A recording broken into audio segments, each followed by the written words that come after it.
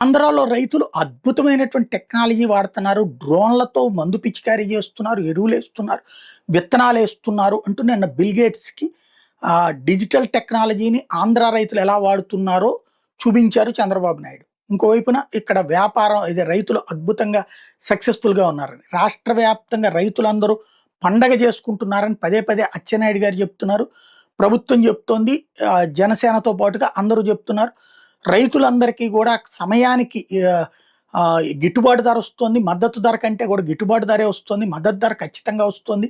అలాగే ఏ రైతు కష్టంలో లేడు, నష్టంలో లేడని. రెండో వైపున వైసీపీకి సంబంధించినటువంటి సాక్షినేమో అయ్యయ్యో లేదు, ఎరువులు లేవు, విత్తనాలు లేవు, గిట్టుబాటు ధర రావట్లేదు, మద్దతు ధర రావట్లేదు, దారుణమైన పరిస్థితులున్నాయి. మామిడి రైతుకి, టమోటా రైతుకి, పత్తి రైతుకి, మిర్చి రైతు గురించి జగన్ వెళ్లి చూసొచ్చాడు. ఆ రోజున రైతులందరూ వచ్చిందే సాక్ష్యం అని వీళ్ళు చెప్తున్నారు.